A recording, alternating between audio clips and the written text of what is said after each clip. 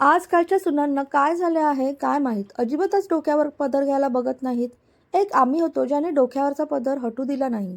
हिंमत होती की कधी पदर हटेल, आणि अजूनही डोक्यावर पदर घेतल्याशिवाय घराबाहेर पडत नाही. एवढं काय झालं हे सकाळी सकाळी एवढी भडकली आहेस? सुमनताई तिच्या शेजारीन शारदेला म्हणाल्या. आता काय सांगू सुमन तुला? माझ्या सुनेला मी पदर घ्यायला सांगितलं तर म्हणते कशी, अहो आई, आजकाल कोण पदर घेतं का? आता तू सांग. असं बोलल्यावर राग नाही येणार का? हे सगळे प्रेमविवाहाचे दुष्परिणाम आहेत. अजून करा लव्ह मॅरेज, मी तर माझ्या मिहीरच्या पत्नीला पदराआडच ठेवणार आहे, सुमनताई शारदेला म्हणाल्या. माझ्या मिहीरसाठी तर मी गरीब घरातलीच मुलगी आणणार आहे, जेणेकरून ती मला दबून असेल आणि मी जे सांगेन ते ऐकेल.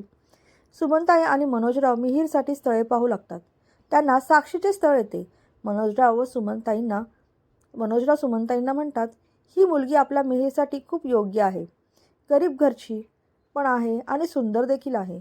मी लवकरात लवकर हे स्थळ पक्के करतो. साक्षी आणि मिहीरचे लग्न ठरते. साक्षी खूप खुश होते. तिला एवढ्या श्रीमंत घरातलं स्थळ आले होते. तिची घरची परिस्थिती खूप हालाकीची होती. तिचे वडील हयात नसतात. तिची आई लोकांची धुनीभांडी करून तिचे पालनपोषण करते. साक्षीला चांगले शिक्षण देते. साक्षी आणि मिहीरचं लग्न धूमधडाक्यात पार पडतं. लग्नाच्या दुसऱ्या दिवशी साक्षी आवरून किचनमध्ये येते तेव्हा सुमनताई तिला सांगतात, साक्षी, एक गोष्ट लक्षात ठेव. काहीही झाले तरी तुझ्या डोक्यावरचा पदर खाली आला नाही पाहिजे. आज संध्याकाळी आपले काही नातेवाईक तुला भेटायला येणार आहेत. साक्षीची नणंद मेघा पण भावाच्या लग्नासाठी थोडे दिवस माहेरी आलेली असते. ती काही कपडे व दागिने घेऊन साक्षीच्या रूममध्ये जाते. ती साक्षीला म्हणते, वहिनी, हे काही दागिने व साडी आहे, हे घालून बाहेर ये. आणि हो, पदर घ्यायला विसरू नकोस. मला माहीत आहे की तू एवढी महाग दागिने व कपडे पाहिले नसशील, पण नीट घाल, फाडू नकोस आणि लवकर बाहेर ये.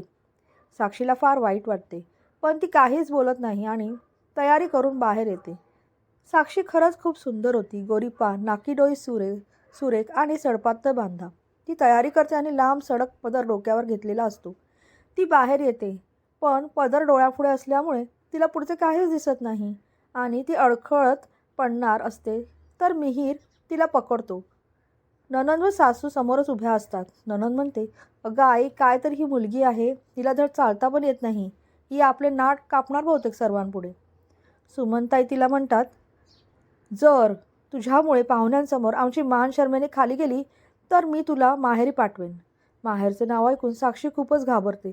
ती विचार करते, जर मी माहेरी गेली तर माझ्या आईची काय अवस्था होईल, असा विचार करते आणि सुमनताईंना म्हणते, नाही नाही आई, असे काही बोलू नका. मी आता तुम्हाला एकही तक्रारीची संधी देणार नाही, पण प्लीज मला माहेरी नका पाठवू.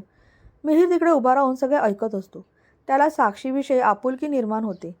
त्याला तिचे फार वाईट वाटते, पण तो त्या क्षणाला काहीच बोलत नाही. सगळे पाहुणे साक्षीचं खूप कौतुक करतात. एक दूरची आत्या म्हणते, ह्या जमान्यात एवढा मोठा पदर डोक्यावर घ्यायची काय गरज आहे बेटा? तेवढ्यात सुमनताई लगेच म्हणतात, माझ्या मुलीला काहीही शिकवू नका, ती अतिशय संस्कारी आहे. त्यावर आत्याबाई म्हणतात, सून एवढा मोठा पदर घेते आणि मुलगी जीन्स पॅन्ट घालून सगळीकडे फिरते, हा कुठला न्याय आहे? मुलीला सगळी सूट, पण सुनेवर तेवढीच बंधने. त्यावर सुमनताई काहीच बोलत नाहीत. साक्षीला पाहुण्यांनी जे जे गिफ्ट आणलेले असतात ते सगळे तिची नणंद लंपास करते, तरीही साक्षी एका अक्षरानेही तिला काहीच बोलत नाही. तिला सारखे असे वाटते की आपण काही बोललो तर सासू आपल्यालाच घराबाहेर काढेल. दुसऱ्या दिवशी साक्षी तिच्या रूममधून बाहेर आली तेव्हा तिच्या डोक्यावर पदर नसतो. तिच्या नंदेला हे अजिबात आवडत नाही व ती तिला म्हणते, हे नको समजूस की फक्त पाहुण्यांसमोरच पदर घ्यायचा होता. तुला नेहमीच असा पदर घ्यायचा आहे. चल, माझ्यासाठी चहा बनव. मेघा साक्षीला अगदी नोकराप्रमाणे वागणूक देत असे.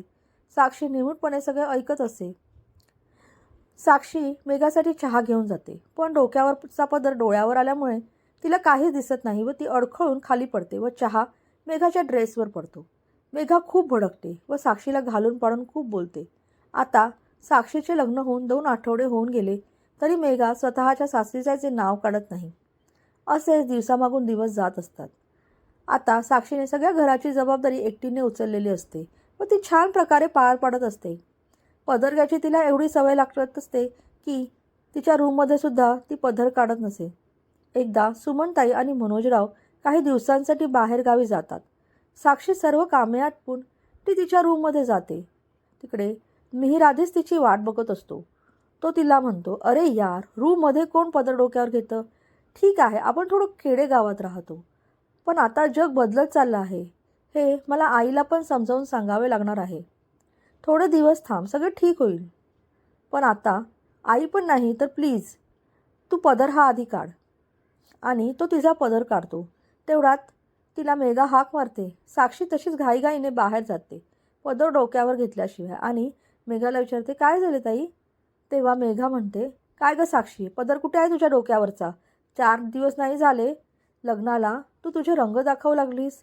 आधी पदर घे डोक्यावर, नाही तर मी तुला माहेर जायची व्यवस्था करेन. साक्षीला हे ऐकून हुंदका आवरत नाही.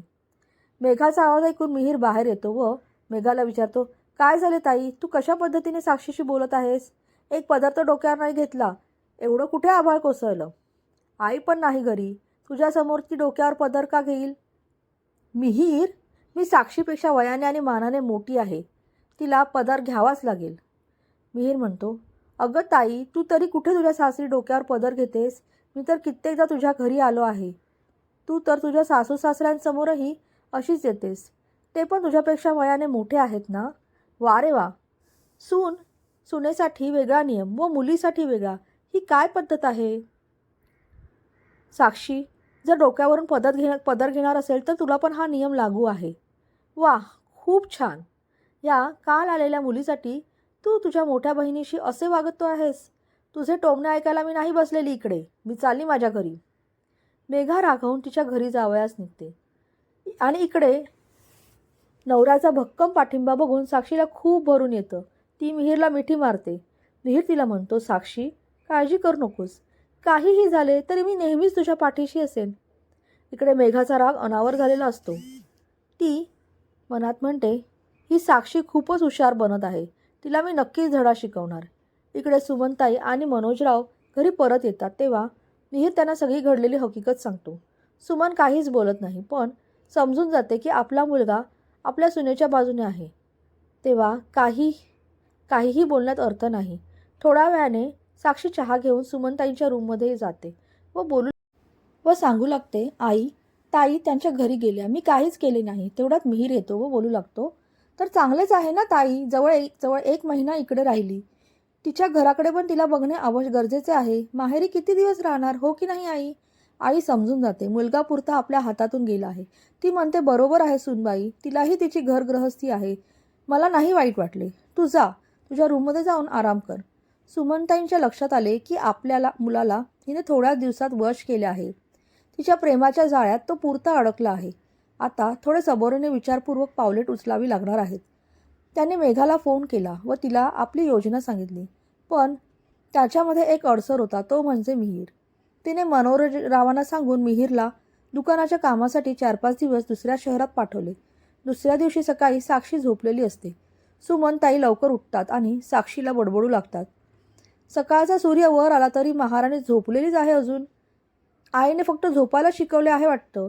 लग्नाच्या आधी तर म्हणत होती, आमची मुलगी खूप गुणी आहे, ती घरातली सगळी कामे करते, मोठ्यांचा मान ठेवते, पण इथे तर उलटी गंगा आहे. चला उठा आधी आणि कामाला लागा, नाहीतर तुला तुझ्या माहेरी पाठवून द्यायची सोय मी करेन. तिकडे कायमची झोपून राहा. सासूचा आवाज ऐकताच साक्षी उठली आणि लगेच कामाला लागली. सुमनताईंनी लगेच मेघाला घरी बोलावून घेतले. मेघा आता माहेरी आली. तिच्या मनात साक्षीविषयी प्रचंड राग होता. ती घरी येताच आईचे कान भरू लागते. आई, तिची चरबी उतरवायला पाहिजे, नाहीतर तुम्हाला दोघांनाही ही वृद्धाश्रमात पाठवेल. हे तुम्हाला पण कळणार नाही. नाही बेटा, असे काही नाही होणार. आपण हिला चांगलाच धडा शिकवूया. साक्षी किचनमध्ये दुपारचे जेवण बनवत असते. तिला बिचारीला कल्पना पण नसते की ह्यांचे काय चालू आहे आणि तिच्यावर केवढे मोठे संकट येणार आहे याची. तिला पुसटशीही जाणीव नसते. ती जेवण बनवण्यात मग्न असते. तेवढ्यात किचनमध्ये मेघा येते. साक्षी तिला पाहून दचकते व विचारते, मेघाताई, तुम्ही अचानक कशा आलात? मेघा तिला ओरडून म्हणते, अचानक म्हणजे हे माझं घर आहे, मी इकडे केव्हाही येईन. आणि महाराणी, तुझ्या डोक्यावरचा पदर कुठे आहे? तुला आईने कित्येकदा सांगितले आहे की डोक्यावर पदर घ्यायचा. ही इतकी साधी गोष्ट तुझ्या डोक्यात नाही का घुसत? अहो ताई, मी किचनमध्ये डोक्यावर पदर नाही घेत, कारण किचनमध्ये सहसा कोणी येत नाही आणि मी जर किचनमध्ये डोक्यावर पदर घेतला तर मी काम कसे करू? तुझी जीभ खूपच कात्रीसारखी चालायला लागली आहे ना. थांब जरा, आता मी तुला नीटच करते. असे म्हणून ती साक्षीचा हात गरम गरम भाजीमध्ये धरते. साक्षी वेदनेने जोरजोरात ओरडू लागते, पण कोणीही तिच्या मदतीला येत नाही. साक्षी मेघाला म्हणते, ताई कृपा करून मला सोडा, माझ्याकडून परत अशी चूक होणार नाही. तेव्हा मेघा साक्षीला सोडते, पण तोपर्यंत तिचा हात खूप जळालेला असतो. ती वेदनेने कळवळत असते, पण कोणीच तुझ्या जखमेवर औषध लावणारं नसतं. या अवस्थेत पण ती घरातली कामं करत असते. तिला असे वाटते की सुनेसाठी सगळे कायदे, पण मुलीसाठी नाही. असा विचार करून तिला खूप रडू येतं. वेदनेमुळे तिला ताप पण येतो. ती स्वतःच्या नशिबाला दोष देत असते. म्हणते, काय विचार करून मी लग्नाला तयार झाले होते आणि कसले भोग माझ्या नशिबी आहेत. पण तरीही सर्व घरातली कामे करते. दुसऱ्या दिवशी मेघाचे पती सुनील घरी येतात. त्यांना असं अचानक आलेलं पाहून मेघाच्या पायाखालची जमीनच सरकते. ती विचार करते, जर सुनीलने साक्षीला अशा अवस्थेत पाहिले तर काही खरे नाही. तिला पण सासरी अशीच वागणूक मिळेल. सुनील साक्षीची अवस्था बघतो. तिच्या हाताला भाजलेले असून पण ती काम करत असते. तो साक्षीला म्हणतो, अरे साक्षी वहिनी, तुमच्या हाताला एवढं लागलं आहे तरी तुम्ही काम करत आहात, आणि हे काय एवढा मोठा पदर डोक्यावर घेतला आहे. आजकालच्या काळात कोण डोक्यावर पदर घेतं. मेघा, काय गं हे. त्यावर मेघा म्हणते, माझी वहिनी खूप घरंदाज आहे. डोक्यावर पदर घेणे हे तिचे माहेरचे संस्कार आहेत. आम्ही तिला किती सांगतो एवढा मोठा पदर नको घेऊस डोक्यावर, पण ती आमचे अजिबात ऐकत नाही. सुनील म्हणतो, ठीक आहे साक्षी वहिनी, जर तुम्ही स्वतःच्या मनाने पदर घेत असाल तर, पण आता काही काम करायचं नाही. असे म्हणून तो साक्षीच्या हातातील झाडू काढून घेतो व तिला रूममध्ये आराम करायला पाठवून देतो. थोड्या वेळाने तो त्या दोघींसोबत गप्पा मारतो व मेघाला घरी लवकर येण्यास सांगतो व घरी जायला निघतो. तो निघाल्यावर मेघा व सुमनताई लागलीच साक्षीच्या रूममध्ये जातात व तिच्यावर ओरडू लागतात. इकडे सुनील चावी विसरतो आणि तो परत येतो आणि सगळं ऐकतो.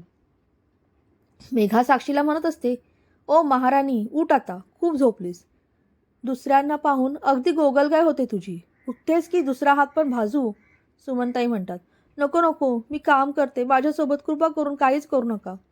साक्षीची अवस्था पाहून सुनीलला खूप वाईट वाटते आणि काहीच न बोलता तो तिकडून निघून जातो. तो गाडीत बसतो आणि विचार करतो, त्याला साक्षी वहिनींसाठी काहीतरी करावेच लागेल, नाहीतर ही लोक तिला मारून टाकतील.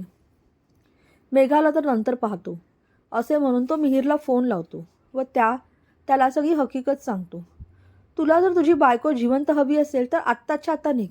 हे लोक माणसे नसून माणसांच्या वेशातले हैवान आहेत. मिहिरला हे सर्व ऐकून धक्काच बसतो. मी लगेच निघतो भाऊजी, मिहिर म्हणतो. इकडे दुसऱ्या दिवशी साक्षी तापाने फणफणत असते तरी सुद्धा काम करत असते. काम करता करता तिचा पदर थोडासा खाली पडतो तेव्हा मेघा तिच्यावर तुटून पडते. एवढा काळ तुझा हात भाजला तरी तुला अक्कल येत नाही. त्यावर सुमनताई म्हणतात, तुझं खूपच नाटक झालं आहे. आत्ताच्या आत्ता इकडनं निघ व तुझ्या आईकडे जा, तरच तुझे डोके ठिकाणावर येईल. साक्षी गयावया करू लागते. आई, कृपा करून मला माझ्यावर दया करा. मला जर ह्या अवस्थेत माझ्या आईने पाहिले तर ती मरून जाईल हो. त्यावर मेघा तिला म्हणते, तुझ्या आईचा ठेका आम्ही नाही घेतलेला. एक तर काही हुंडा नाही दिला आणि अशी नालायक मुलगी आमच्या गळ्यात मारली. आणि मेघा तिला मारायला हात उचलते. तेवढ्यात सुनील आणि मिहिर तिकडे येतात व सुनील मेघाचा हात पकडतो. साक्षी मिहिरच्या गळ्यात पडून रडू लागते. त्यावर लगेच सुमनताई म्हणू लागतात, हिच्या खोट्या अश्रूवर जाऊ नकोस बेटा, हिने काय केलं आहे तुला माहीत नाही. आणि खोटं खोटं रडू लागतात. बस आई बस, तुम्ही काय केलं आहे मी आणि भाऊजींनी सर्व पाहिले आहे. आज मला लाज वाटते तुला आई म्हणायला. तुम्ही कसे साक्षीवर अत्याचार करत होता हे मी माझ्या डोळ्यांनी पाहिलं आहे. आई, तू एवढ्या खालच्या पातळीला जाशील असे मला कधीच वाटले नव्हते. साक्षी, तुझे सामान भर, आपण इथे एक क्षणही थांबायचे नाही. साक्षी आणि मिहिर घर सोडून जाऊ लागतात. तशी मेघा सुनीलला म्हणते, अहो चला आपण आपल्या घरी जाऊया. तर सुनील मेघाच्या एक कानाखाली वाजवतो व म्हणतो, वा ग वा, मुलीसाठी वेगळा कायदा आणि सुनेसाठी वेगळा कायदा. तू माझ्या घरी केव्हा पदर घेतला होतास ग? कधीच नाही. पण ह्या बिचारीवर एवढे अत्याचार केलेस. बरं झालं तुला मुले नाही झाली, नाही तर मी तुला सोडू शकलो नसतो. मी तुला सोडून देत आहे. आता आयुष्यभर तुझ्या आईसोबत पदर खेळत बस. नको नको आई, तू ह्यांना सांग ना, मी ह्यांच्याशिवाय नाही जगू शकत. सुनील म्हणतो, आता तुला साक्षी बहिणींच्या यातना समजत असतील. आणि तो निघून जातो. इकडे सुमनताई आणि मनोजराव मिहिर आणि साक्षीला थांबवायचा प्रयत्न करतात. सुमनताई म्हणतात, मिहीर बेटा, आम्हाला सोडून जाऊ नकोस. आता ह्या वयात आम्ही कुणाकडे पाहून जगायचं? मिहीर म्हणतो, आई, तुम्ही जे वागलात त्यासाठी तुम्हाला पोलिसात द्यायला हवे होते. पण आम्ही असे नाही करणार. पण ह्यापुढे आम्ही तुमच्यासोबत नाही राहू शकत आणि तेथून निघून जातो, ते परत केव्हाही न येण्यासाठी. एका पदराने अख्ख्या कुटुंबाची ताटातूट केली. तर मित्रमैत्रिणींनो, मी आशा करते तुम्हाला ही गोष्ट नक्कीच आवडली असेल. आवडली असेल तर नक्कीच लाईक करा, कमेंट करा, शेअर करा आणि माझं चॅनल सबस्क्राईब करायला विसरू नका. तर भेटूया आता पुढच्या कथेपर्यंत तोपर्यंत बाय.